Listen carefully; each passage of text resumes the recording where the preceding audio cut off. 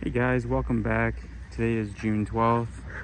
I've been pretty busy, haven't been posting and uploading in a while, but we have the 785 Schmit, which is this pumpkin here, and the 1211 Johnson, which is the pumpkin I grew last year that split out. Both pumpkins are doing great. They're starting to run. I'm burying some vines. What I've noticed online, just in like the pumpkin groups on Facebook and stuff, is people are burying their vines way too early. These little guys, if you bury them, sometimes they can die, or they can suffocate, they get stunted. So you don't want to bury them. You want to leave them up and then bury around them. So some of them will pop up, and then you can, here's this secondary, and then there's another secondary here. So that's how you bury vines. You don't want to bury them too soon. You want to make sure those secondaries are up and you don't bury those. That's very common for new people. I did that my first year as well. I got excited. You think burying vines is, the key to success. And in some cases it is. Some cases it's not. But you got to let them grow. But yeah, we got 1, 2, 3, 4, 5, 6. Well, we'll just count on one side. 1, 2, 3, 4, 5 secondaries here on the 1211 Johnson. And then on the 785 Schmit, we got 1, 2, 3, 4, 5, 6 as well. So they're both going. Here I'm going to take this back a little bit and then kind of run this way. Same thing with the vines over here. What I'll do is these secondaries are going to run out of space. So what I'm going to do is I'm just going to follow them up and just run them up as far as they'll grow, because I want that root system. So looking pretty good here. A little bit behind last year. Last year this time, I think I had like easily a 15-foot plant.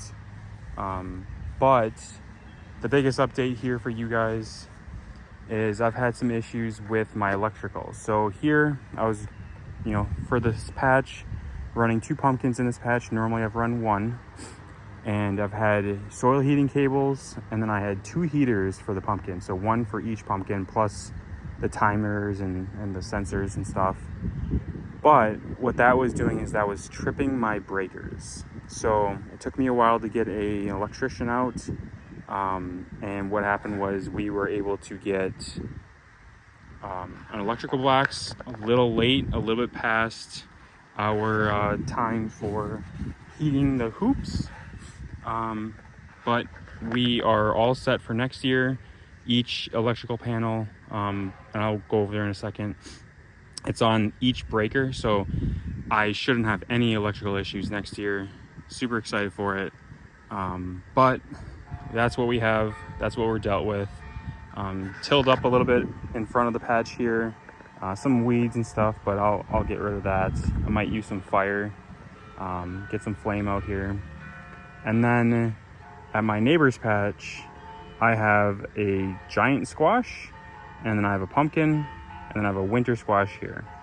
So, not quite sure what happened with the plants, but I'm pretty sure it was a combination between a late frost and just maybe some root bounding in the pots. I've never had any issues with it before, but we'll go over there. I'll show you. They're a little stunted, but nonetheless, the main patch here, plants are doing great. My 1211 Johnson was a little bit behind the 785 Schmit, but the Big Johnson is coming back strong. But the 785 Schmit is that does have a much thicker stem. So we will continue to move forward and keep burying vines. We're going to be out of town for a little bit, so it'll be interesting to see what happens when we get back. We've had a lot of thunderstorms, a lot of rain recently. We didn't get any broken vines. We had hail, not much, but we had small hail, so we missed that. But let me know how your guys' patches are doing, and we'll be back. I'll show you the electrical now. All right, this is the electrical. Got the new box.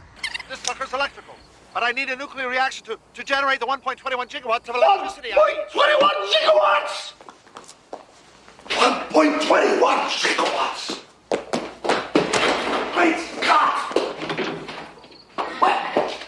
What the hell is a gigawatt? That's on its own circuit, and then I got one over there that's also on its own circuit, so we shouldn't have any issues with that. So super excited. This is going to be a lifesaver next year in the patch. So we'll go over to my neighbor's patch and I'll show you the squash and all that. All right, guys, I forget the exact number, but this is the Carter. It was a green squash grown last year. I believe this squash was displayed at Lambeau Field last fall. I got to see that in person. I was able to pick up a handful of seeds from the Carters, and looking forward to growing these. They still have yet to come down, so they're really popping up. But these were so yellow, guys. But now things are greening up. I think there was a little bit of frost early on with this leaf here, but I got them staked, so hopefully they don't like break and fall on themselves.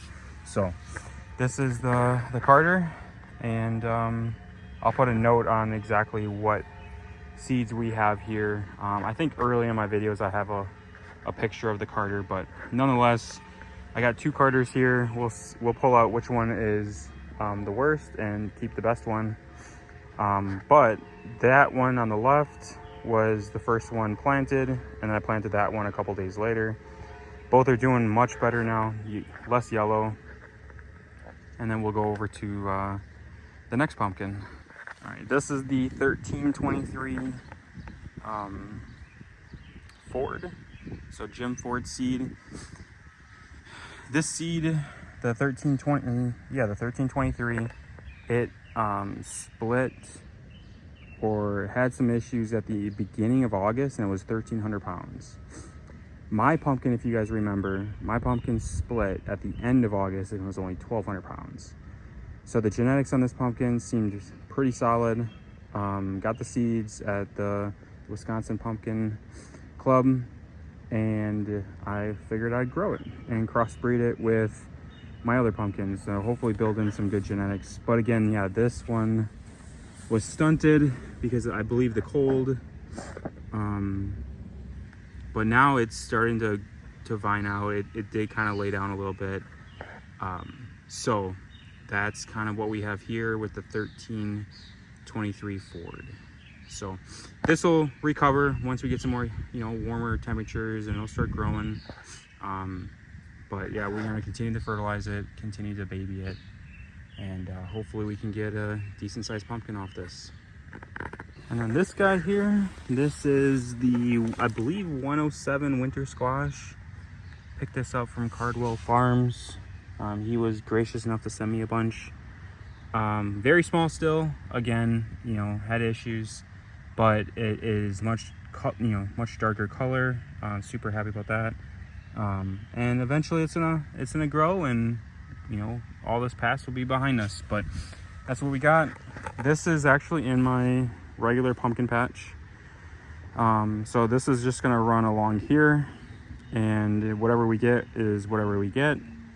And then this cover crop here will get tilled up eventually to make way for the pumpkins. So that's the update for today. Let me know how you guys' season's going so far. See where you guys are at, how far along you guys are. Any issues that you guys have run into with hail, heat, frost. I see that on Facebook and some of your other guys' videos. So leave a comment. Let me know where you're at, how you're doing, just to say hi. Give the thumbs up button a smash, and we'll see you in the next video. Thank you. Hey guys, back in the patch. Today's Father's Day. we just got our packages in the mail from the Great Pumpkin Commonwealth. We are thankful to be a part of it, and thank you to the Great Pumpkin Commonwealth to help support this sport in growing giant pumpkins. Now we'll be back at it, and I'll show you the pumpkins. All right, here is the 785 Schmit. We have a little baby here, so in a couple, maybe what, 6-7 days, probably get a pollination going there, but I won't be keeping that. I've had a couple pumpkins pop up. Vines are doing really well. This here is the 1211 Johnson, starting to get some flowering, starting to tuck in some of these vines, so we will run them along this here. So that's gonna go in. Let's see if I can zoom out. So they will run along here, and kind of waterfall method. I think that's where I'm going to be going here instead of like a Christmas tree, because these are going to get really close. So these are going to be swooped that way. I'm going to try creating like a little bit of a walking path through here as much as I can. Probably have to cut off some leaves, but both pumpkins are doing great. We are definitely moving along nicely, starting to bury some vines. Got this covered here just for a little bit of sun protection for the pumpkin. But yeah, got one right there. We'll pollinate it. It is on the main. It's maybe 10 feet out. Probably the earliest I would want a pumpkin. I'm a little bit behind, mainly because of the hoop house heat issues. But nonetheless, we're still gonna keep moving along. So I'll probably pollinate this guy, maybe wait a little bit longer until we can get another pumpkin, pollinate that, and then kind of see how long we have and see which one's growing better. Not opposed to keeping something that small or that short from the main vine, but as you know, keep pollinating until you find your one. But yeah, everything's good. We did get some hail, so we did weather some hail damage in Wisconsin. We had a lot of hail, so you got just pelted there. But nonetheless, I know some other people, they got hammered. So this is the 1211 Johnson and the 785 Schmit. So we'll be over at the other patch in a minute. So we got the Casper squash here, the green squash. One of them already started to lay down. I was able to get that down on the ground, so I'll start burying some of those vines. But the other one here is still up in the air, still trying to slowly move that down.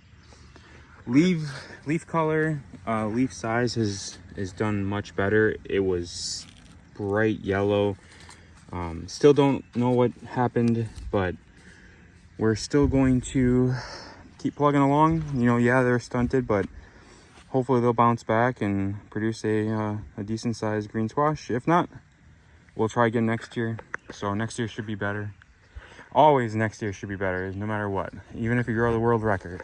So got weeds. I'm gonna be cutting these weeds down and then tilling it in. On my other big patch, I should be tilling everything over and then trying to keep everything dirt. So this here is the 1323 Ford. So this one is laying down nicely, starting to kind of start running. So it's putting on some decent growth. We're happy with it, especially, you know, when it turned yellow and stunted. So it's only like 2-3 feet long, but we'll keep plugging away at it and grow a big one.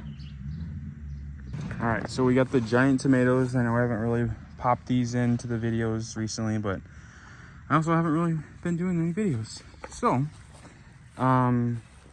these are, all four of these here are the same tomato. I forget the exact one now. And then these three here are the giant eggplant. So I got 3 eggplants going, and then 4 tomatoes. I'll be putting up like a trellis, so all 6 plants can grow up. It is a little tight, but this is kind of like the only space I have, unless I throw it more in a patch for the pumpkins, which I don't really want to limit space. So we'll see how they do. Out of this here, was it 2 years ago, I did grow almost a 3-pound tomato, so I know it can produce something. Just bring something to the weigh-offs and chit chat and meet other growers. So we don't have as much land as other people do, but other people do grow on smaller chunks of land than I do. So, but yeah, the tomatoes are doing well.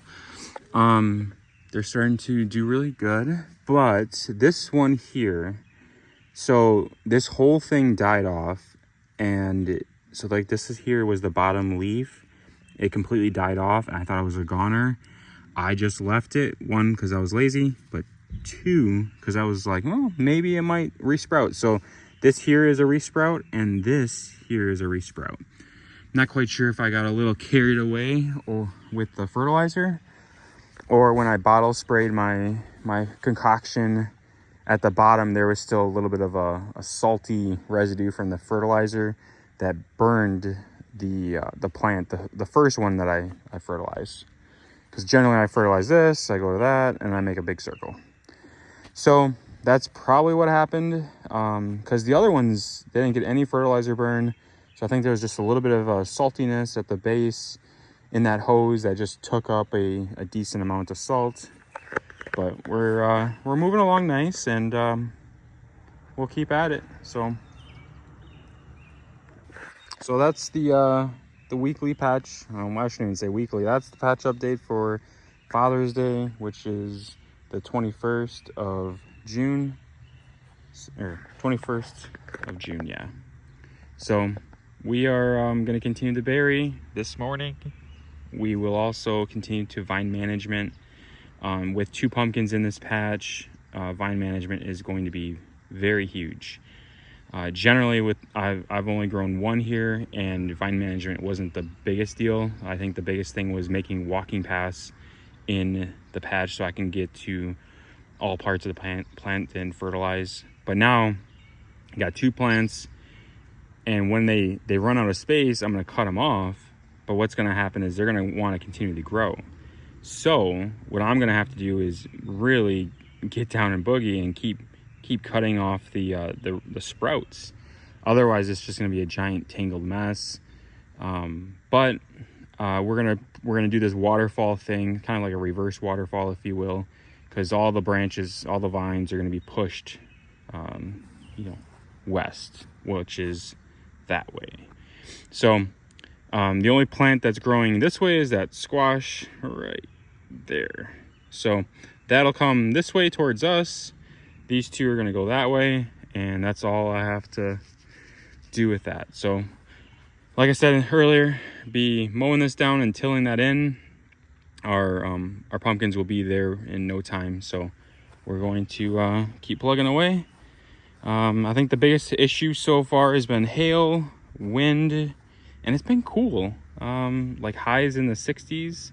I think a couple days the highs in the 50s, and then rainy, which is good for, I don't have to water as much, but need some heat to get the plants moving.